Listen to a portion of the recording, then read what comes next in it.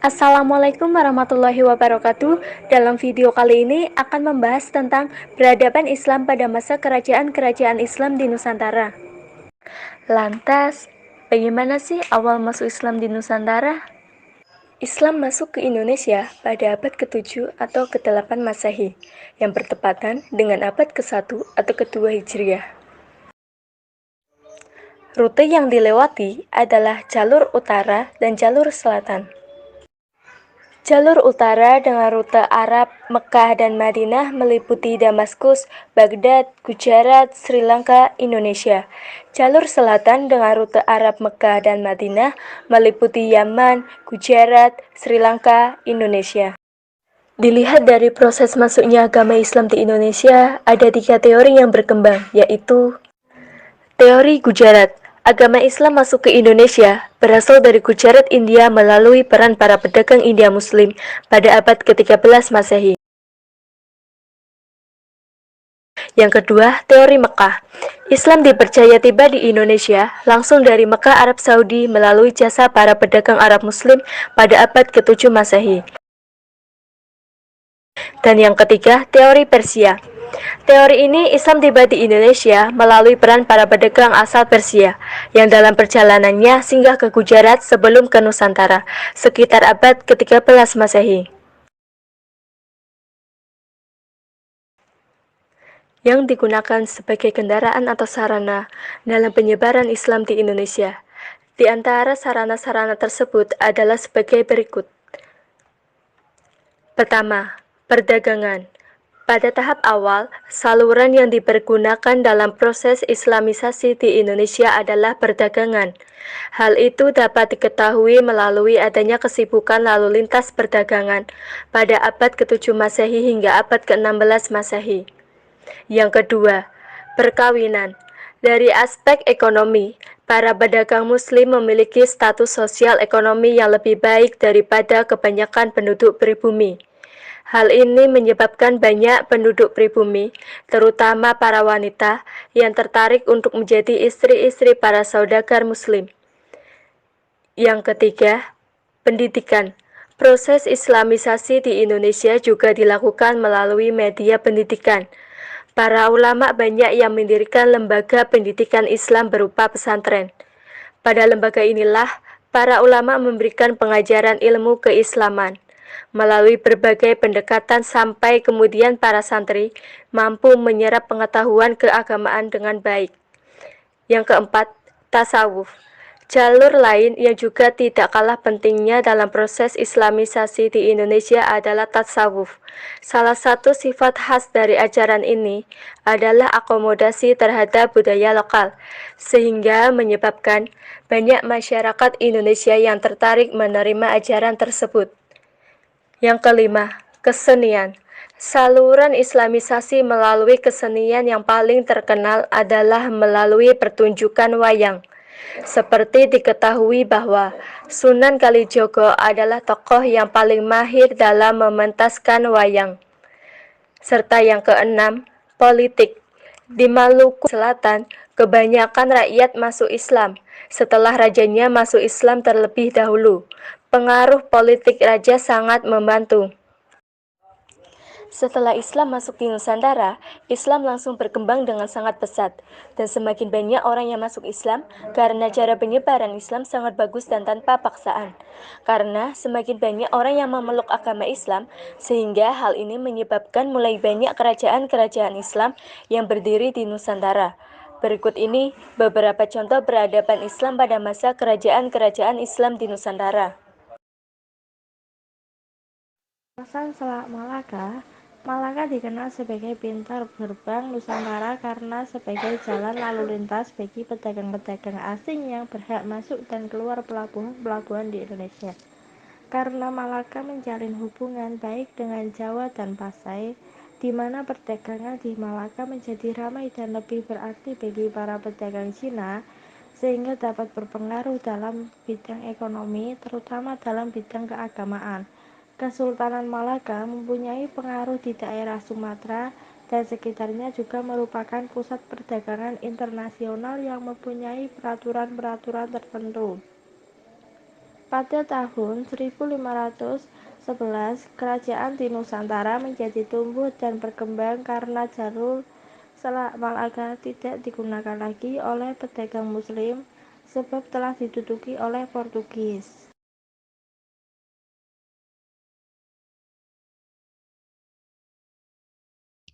Kesultanan Demak berada di wilayah yang bernama Bintoro. Daerah ini merupakan wilayah bawahan Majapahit.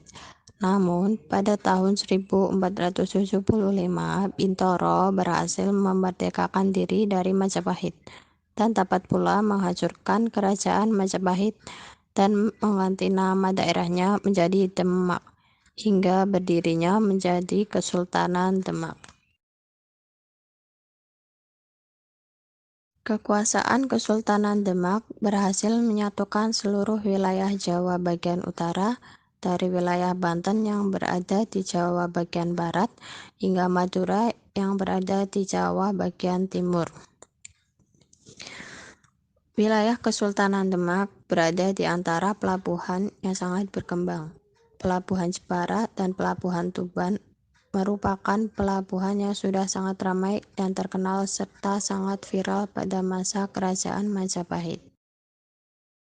Pendiri Kesultanan Demak adalah Raden Fatah, merupakan salah satu anak dari Raja Majapahit Brawijaya V dengan istrinya yang merupakan putri dari Kerajaan Campa.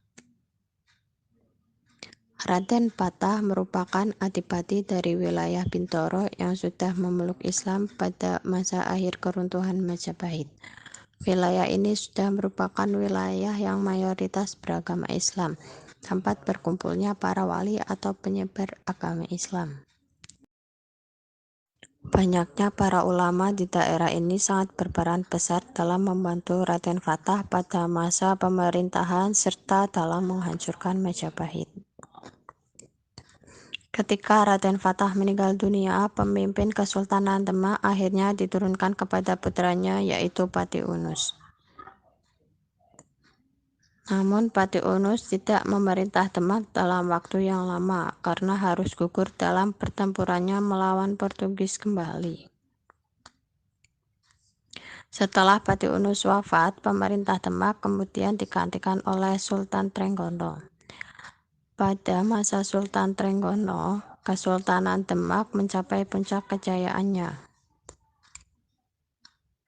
Pada masa Sultan Trenggono, wilayah Demak mengalami perluasan daerah. Penyerangan-penyerangan ini tidak lepas dari para ulama yang selalu memberi semangat pada para pasukannya. Masa kemunduran Kesultanan Demak bukan disebabkan oleh serangan dari kerajaan lain, melainkan dari dalam tubuh kerajaan sendiri. Setelah wafatnya Sultan Trenggono dalam pertempuran dalam menyerang Pasuruan, para keturunannya mulai memperebutkan kekuasaan. Wilayah Banten pada awalnya hanya merupakan sebuah kadipaten yang merupakan bagian dari Kerajaan Demak, yang mana Kerajaan Demak adalah kerajaan Islam pertama di Jawa yang muncul sebagai kekuatan baru mewarisi legitimasi dari kebesaran Majapahit. Seiring berjalannya waktu, Banten berubah menjadi negara bagian Demak, pada akhirnya menjadi suatu kesultanan yang merdeka dan berdaulat. Setelah Kerajaan Demak runtuh akibat kekalahan dari Kerajaan Pajang, adanya Kerajaan Banten diawali dengan penaklukan Syarif Hidayatullah atau yang lebih dikenal dengan sebutan Sunan Gunung Jati dari Cirebon. Kedatangannya di Banten pada tahun 1525 membawa misi menyebarkan Islam dan memperluas wilayah kekuasaan Demak. Sunan Gunung Jati, ayahnya yang merupakan salah satu penguasa Mesir dan ibunya yang merupakan anak dari Prabu Siliwangi dari Kerajaan Pajajaran, membuat Sunan Gunung Jati begitu sangat disegani. Setelah berhasil menyebarkan agama Islam dan menaklukkan Banten, Sunan Gunung Jati pindah ke Cirebon dan menyerahkan Banten kepada putra keduanya yang bernama Maulana Hasanuddin, yang kemudian menjadi raja pertama di Kerajaan Banten. Ia melanjutkan cita-cita ayahnya untuk memperluas pengaruh Islam di Banten. Kemudian dalam rangka memberikan arah terhadap kesultanan, ia juga membangun Masjid Agung Banten dan sarana pendidikan berupa pesantren yang merupakan karya nyata yang monumental terhadap generasi penerusnya. Dalam hal perluasan wilayah kerajaan dan penyebaran agama Islam, Sultan Hasanuddin memperluas wilayahnya ke Lampung dan daerah-daerah di sekitarnya di Sumatera Selatan, yang ternyata adalah daerah penghasil utama merica. Perdagangan merica itu membuat Banten menjadi kota pelabuhan penting yang disinggahi oleh kapal-kapal dagang dari Tiongkok, India, dan juga Eropa. Selanjutnya, Banten dipimpin oleh Sultan Maulana Yusuf yang merupakan sultan yang giat dalam perluasan wilayah. Hasilnya pada tahun 1579, Pakuan, ibu kota pelajaran, berhasil direbut oleh kerajaan Banten. Pengganti Sultan Maulana Yusuf adalah putranya yang bernama Maulana Muhammad. Akan tetapi karena Maulana Muhammad masih berumur 9 tahun, selama Maulana di bawah umur, kekuasaan pemerintahan dipegang oleh seorang mangkubumi. Setelah beranjak dewasa, Maulana Muhammad terkenal sebagai orang yang baik dan memiliki gairah yang kuat untuk menyebarluaskan Islam. Ia banyak mengarang kitab serta membangun sarana ibadah sampai ke pelosok desa. Yang menonjol pada masanya yaitu ia mencoba ekspansi ke Palembang, walaupun pada akhirnya ia gagal dan harus gugur di medan perang.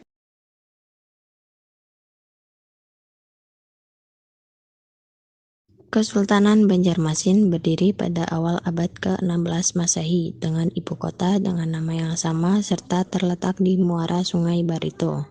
Agama Islam menjadi agama resmi kerajaan dan penerapan hukum Islam di daerah Kesultanan Banjarmasin adalah sejalan dengan terbentuknya kesultanan dan dinobatkannya Sultan Syuriansyah sebagai raja pertama yang beragama Islam.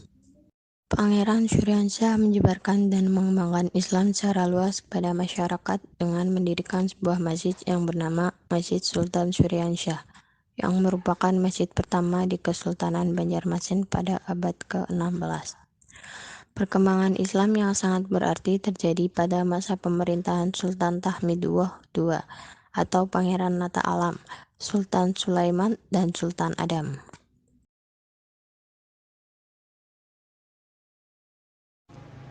Pada zaman kerajaan-kerajaan Bugis yang kuat saat itu, seperti Bone, Wajo, dan Sopeng, yang tergabung dalam persekutuan Telung Pocoy, tiga negeri puncak kerajaan. Aliansi kerajaan Bugis tersebut menolak ajakan kerajaan Goa dengan keras, terutama Bone menolak keras ajakan tersebut karena menganggap bahwa hal ini adalah semata-mata siasat Raja Goa untuk menguasai daerah Bugis. Seruan Goa yang ditolak oleh raja-raja Bugis telah disambut oleh kerajaan Goa dengan mengangkat senjata terhadap mereka.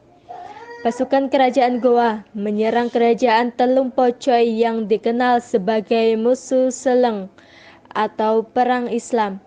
Akan tetapi, musuh Seleng lebih dapat diartikan sebagai ekspansi politik ekonomi, terutama jika dihubungkan dengan posisi Matul Lada.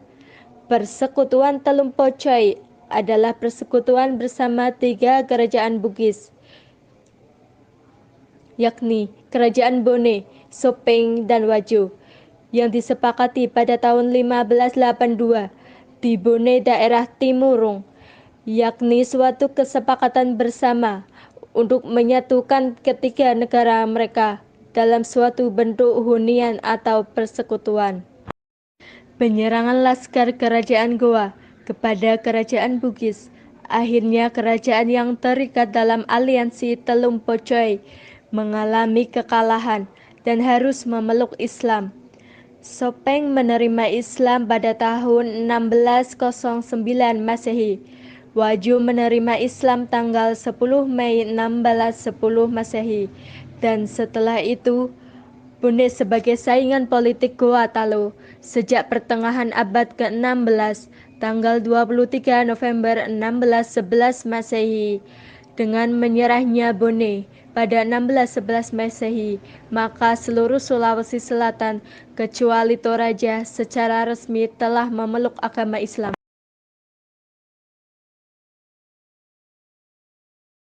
Kerajaan Ternate Tidore terletak di Provinsi Maluku, di mana Kepulauan Maluku menduduki posisi penting dalam perdagangan dunia di kawasan Timur Nusantara. Sejak abad ke-15 hingga abad ke-19, kawasan ini menjadi wilayah perebutan antara bangsa Spanyol, Portugis, dan Belanda. Islam mulai berkembang di Maluku sekitar abad ke-15 yang mula-mula masuk ke Kepulauan Maluku di pelabuhan Hitu Ambon. Dari sini muncul 4 kerajaan Islam di Maluku yang disebut Maluku Empat Raja, yaitu Kesultanan Ternate yang dipimpin oleh Sultan Zainal Abidin, Kesultanan Tidore yang dipimpin oleh Sultan Mansur, Kesultanan Jailolo yang dipimpin oleh Sultan Sarajati, dan Kesultanan Bajan yang dipimpin oleh Sultan Kaijilbunggo. Kerajaan Ternate dan Tidore yang terletak di sebelah Pulau Halmahera adalah dua kerajaan yang memiliki peran yang menonjol. Dalam perkembangan selanjutnya, kedua kerajaan ini bersaing memperebutkan kekuasaan politik di kawasan Maluku. Ketika Portugis masuk, Portugis langsung memihak dan membantu Ternate. Hal ini dikarenakan Portugis mengira Ternate lebih kuat. Begitu pula Spanyol memihak Tidore. Akhirnya timbul peperangan antara dua bangsa. Namun, Paus turun tangan dan menciptakan Perjanjian Saragossa. Dalam perjanjian tersebut, bangsa Spanyol harus meninggalkan Maluku dan pindah ke Filipina, sedangkan Portugis tetap di Maluku. Pada perekonomian kerajaan Ternate dan Tidore yang terkenal yaitu rempah-rempahnya, antara lain cengkeh dan pala. Kemunduran kerajaan Ternate disebabkan karena diadu domba oleh bangsa asing, yaitu Portugis dan Spanyol, yang bertujuan untuk memonopoli daerah penghasil rempah-rempah tersebut. Setelah Sultan Ternate dan Sultan Tidore sadar bahwa mereka telah diadu domba, mereka kemudian bersatu dan berhasil mengusir Portugis dan Spanyol keluar dari Kepulauan Maluku.